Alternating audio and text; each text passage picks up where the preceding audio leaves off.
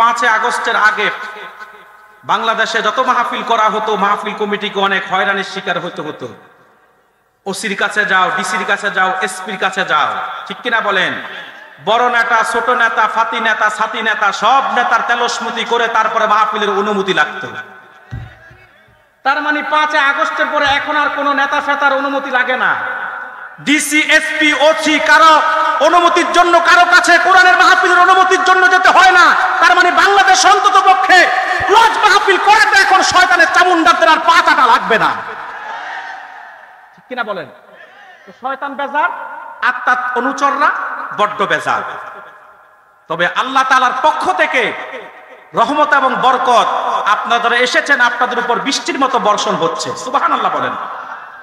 বলবেন হুজুর দেখতেছি তো কুয়াশা। এটা দেখতেছেন জাহিরি চক্ষু দিয়ে। যদি বাতিনি এলেম থাকতো তো দেখতেন কেমনে আল্লাহর রহমত বর্ষিত হচ্ছে। সুবহানাল্লাহ বলেন। কোন প্রকার ভূমিকা ছাড়াই আজকে আমি সরাসরি মূল আলোচনায় প্রবেশ করতেছি, কারণ আমি খুব ক্লান্ত। প্রায় 8-9 ঘন্টা, তার চাইতেও বেশি জার্নি করে ডাইরেক্ট সরাসরি স্টেজে উঠেছি। 2টা মিনিট রেস্টের সময় পাই নাই। দৌড়াইয়া গিয়ে ওযু করছি, আবার দৌড়াইয়া আসে স্টেজে উঠছি। আমি কল্পনাও করতে পারি নাই মাহফিলটা এত ভিতরে। আর ভিতরে হয়েছে তাতে সমস্যা নাই। রাস্তাঘাটের যে বেহাল দশা, গত 16 বছরে উন্নয়নের জোয়ারে সারা দেশ ভাসলো, আমার মনে হয় এই অঞ্চল ভাসে নাই, ঠিক কিনা বলেন? সম্মানিত সুধী, যাই হোক, কষ্ট তো যা পাওয়ার পেয়েই গেছি। তবে আপনারা যারা আল্লাহর কোরআনের ছোট্ট একটা বালিশের ব্যবস্থা আল্লাহর হস্তে করার, কারণ আমি তো চিকন মানুষ, সোফাতে আমার এমনিতে কষ্ট হয়, পিছনে একটা ঠেলান লাগে, সাপোর্ট লাগে। সম্মানিত সুধী, কোন প্রকার ভূমিকা ছাড়াই সরাসরি আমি মূল আলোচনায় প্রবেশ করতেছি।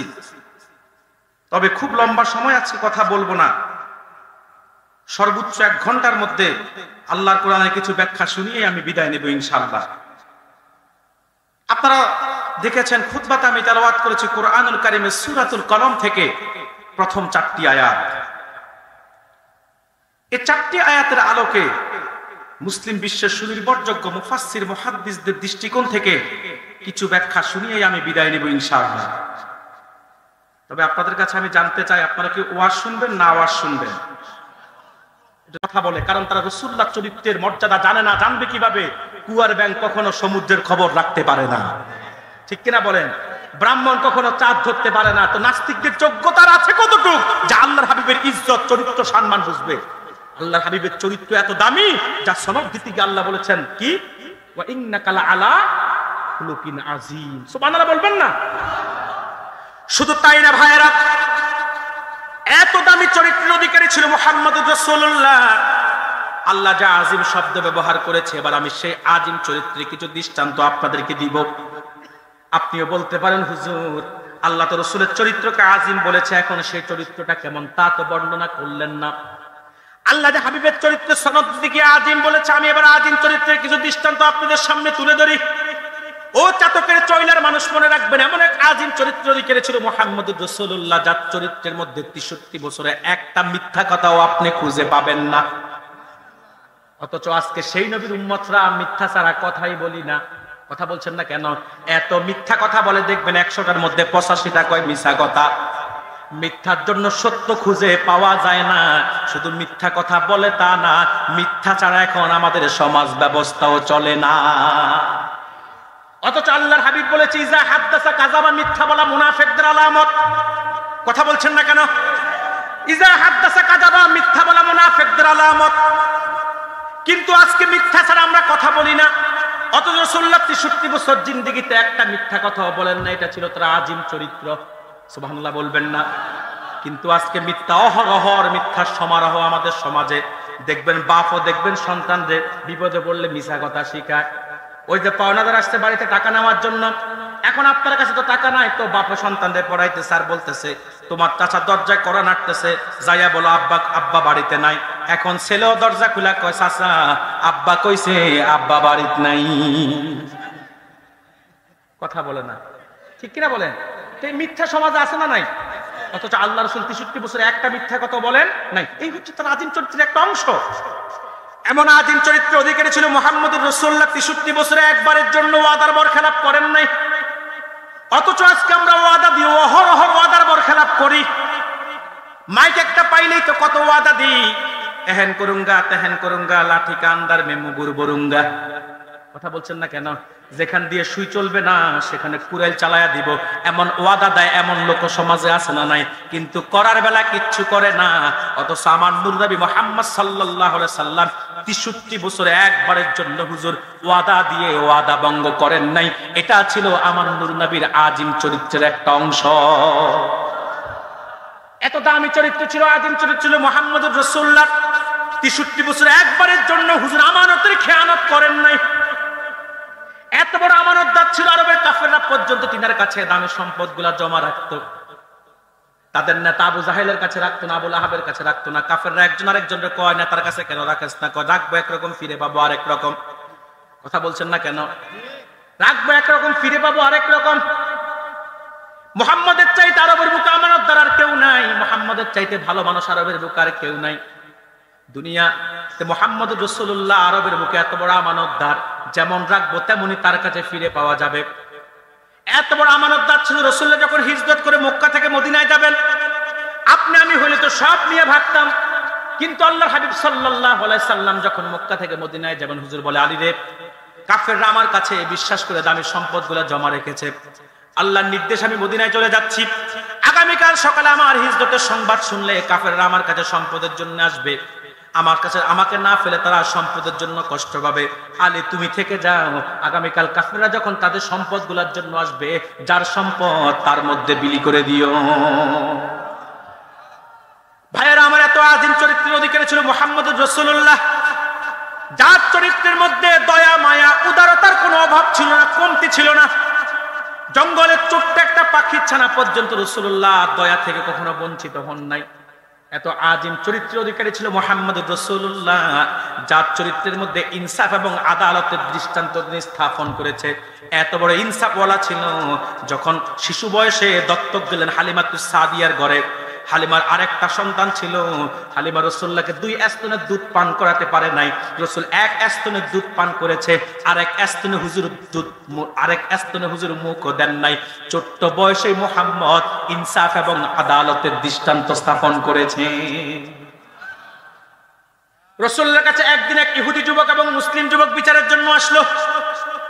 সাক্ষ্য প্রমাণ হুজুর গ্রহণ করে দেখলেন, রায় পায় ইহুদি।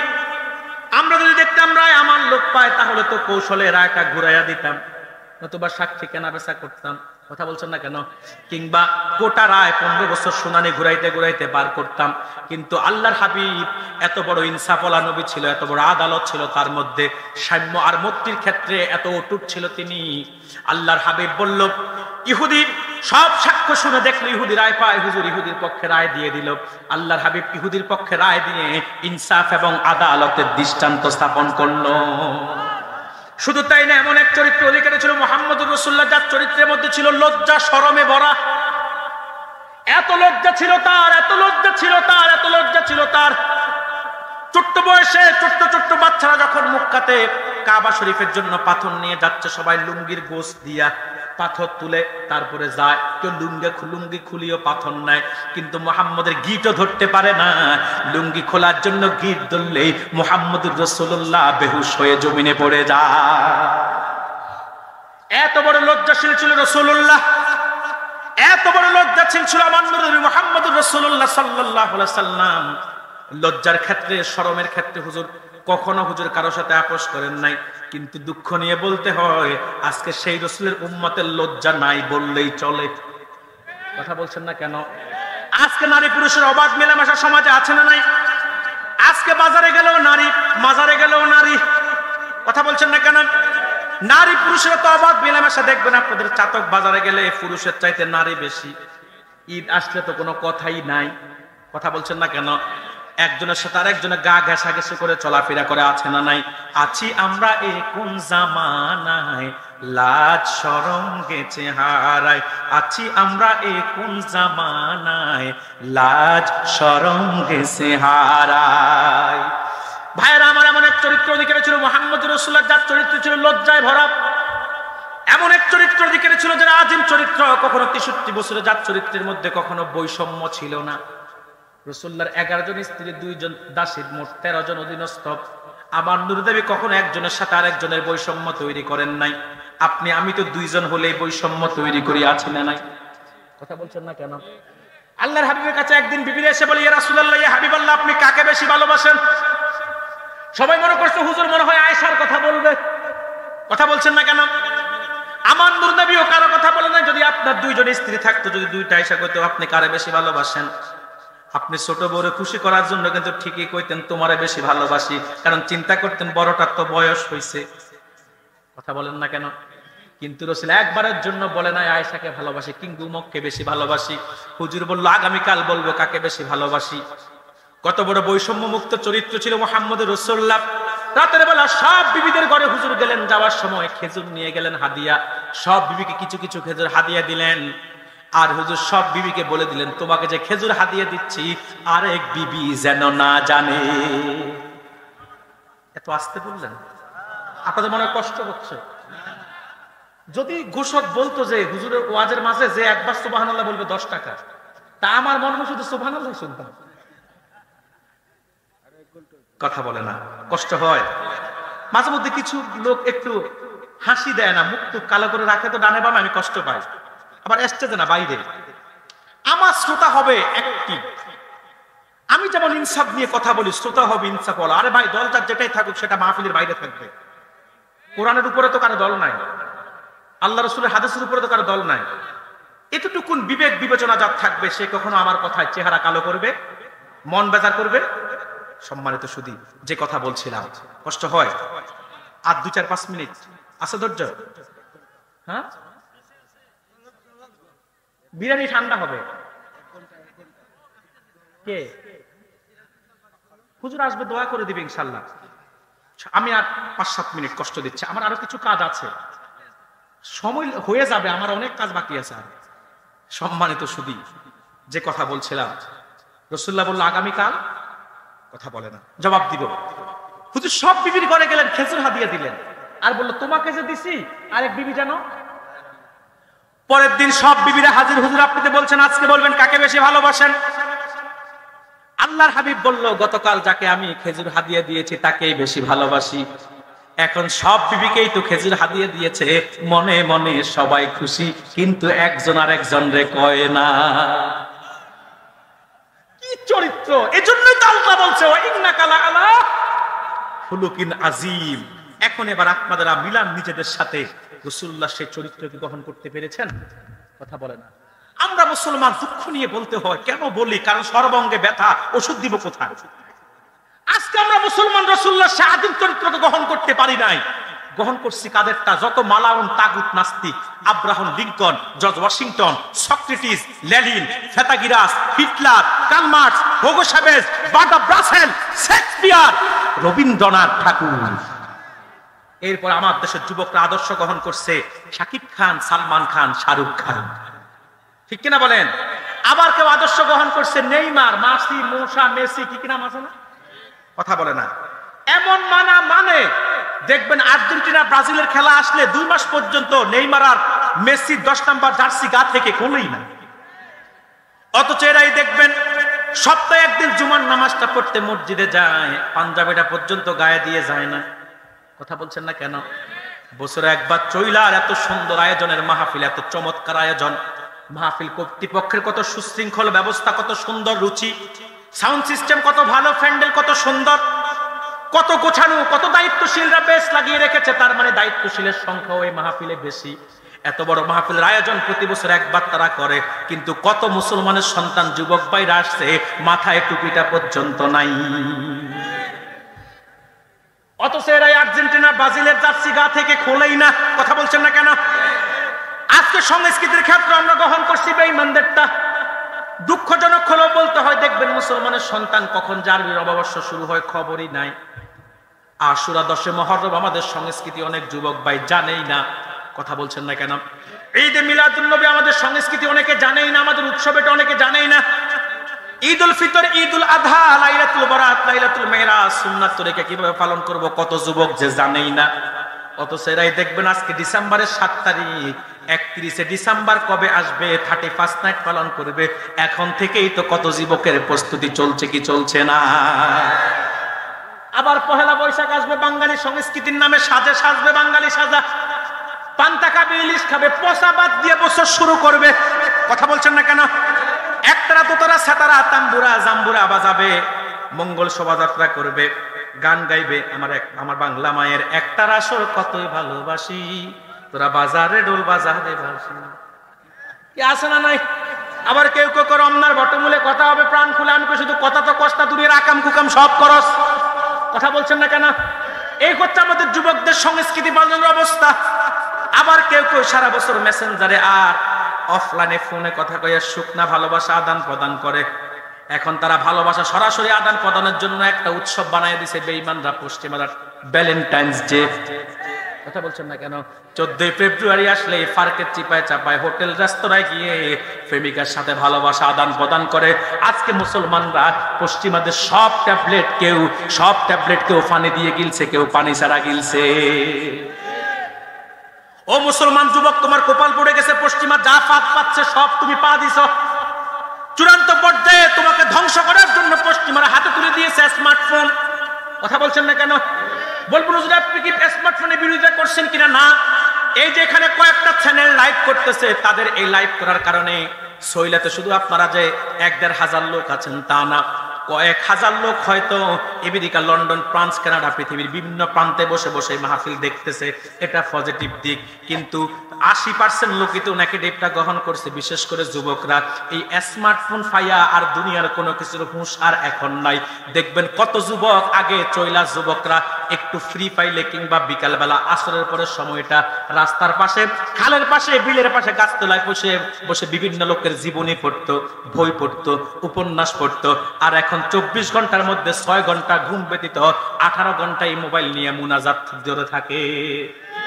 কেউ ফেসবুক শরীফ নিয়ে ব্যস্ত, কেউ টিকটক শরীফ। কথা বলছেন না কেন? কেউ ব্যস্ত ইউটিউব শরীফ নিয়ে, আবার কেউ পাবজি আর ফ্রি ফায়ার গেমস নিয়ে। এত আসক্ত হয়েছে যুবকরা পাবজি আর ফ্রি ফায়ার গেমস নিয়ে, দেখবেন ঘুমাতে গেল 2 হাত চলে। কথা বলছেন না কেন? এরা যে কখন ঘুমায় এদের হুঁশ নাই। অনেক সময় সকাল হয়ে যায়, তারপরও তাদের গেমসও শেষ হয় না, ঘুমও আসে না। আমি কই যুবকদের অবস্থা এমন হয়েছে, এদের ঘুমাতে ঘুমাতে রাত শেষ, ঘুম থেকে উঠতে উঠতে দিন শেষ। এদের চিন্তায় বাবা মায়ের জীবন শেষ। জোরে বলছেন না কেন? আজকে যুবকরা মোবাইলের খপ্পরে পড়া ঘুমাতে ঘুমাতে দিন শেষ, রাত শেষ, ঘুমাত থেকে উঠতে উঠতে দিন শেষ। এদের চিন্তায় বাবা মায়ের জীবন শেষ। সম্মানিত সুধী, তো যুবকরা যদি রাসূলের আদর্শ গ্রহণ করতে পারতা, আল্লাহর হাবিব উত্তম আদর্শ উপহার দিয়েছে, যদি তা পুঙ্খানে মানতে পারতা, তো যুবকরা আগামী দিন তোমার বিনিময়ে, তোমার রক্তের বিনিময়ে আল্লাহর দ্বীন এই জমিনে কায়েম হতো। খালিদ বিন ওয়ালিদের মতো ইসলামের বিজয়ের পতাকা আল্লাহ তোমার হাতে তুলে দিত। তুমি জাফর সাদিকের মতো কালিমার পতাকাকে দাঁত দিয়ে কামড়িয়ে ধরতে পারতা। কিন্তু পশ্চিমাদেরটা গ্রহণ করার কারণে এত নৈতিক অবক্ষয় তোমাদের হয়েছে। তোমাদেরকে তো তিরস্কার করেছে কবি ইকবাল। চালচলনে খ্রিস্টান তুমি, হিন্দু তুমি, সভ্যতায় তোমার মতো মুসলিম দেখে ইহুদিও লজ্জা পায়। ঠিক কিনা বলেন? অথচ গ্রহণ করার কথা ছিল কারটা? ওয়া ইন্নাকা লাআলা খুলুকিন আযীম। আর যেটার উপর প্রতিষ্ঠিত লাকাদ কানা লাকুম ফি রাসূলিল্লাহি উসওয়াতুন হাসানাহ, নিশ্চয় তোমাদের জন্য মুহাম্মদ সাল্লাল্লাহু আলাইহি সাল্লামের মধ্যে রয়েছে সর্বোত্তম আদর্শ।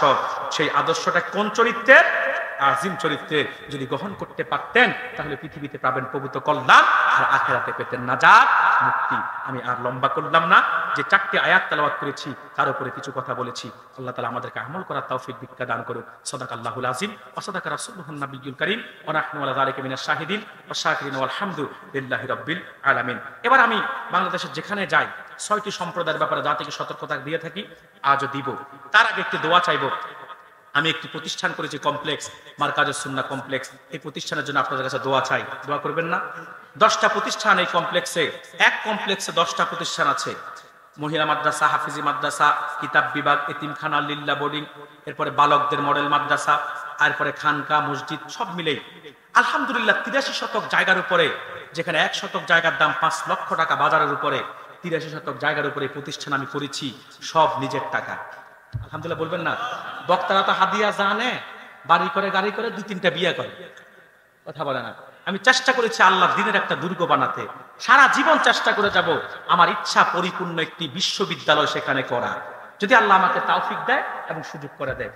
সে মারকাজুস সুন্নাতে আমি একটি মসজিদের কাজ ধরতেছি, যেটা 3000 স্কয়ার ফিটের, 5 তলা হবে, নিচতলাটা মসজিদ, বাকি 4 তলা হবে হাফিজি মাদ্রাসা এতিমখানা লিল্লা বোর্ডিং এর ছাত্রদের জন্য।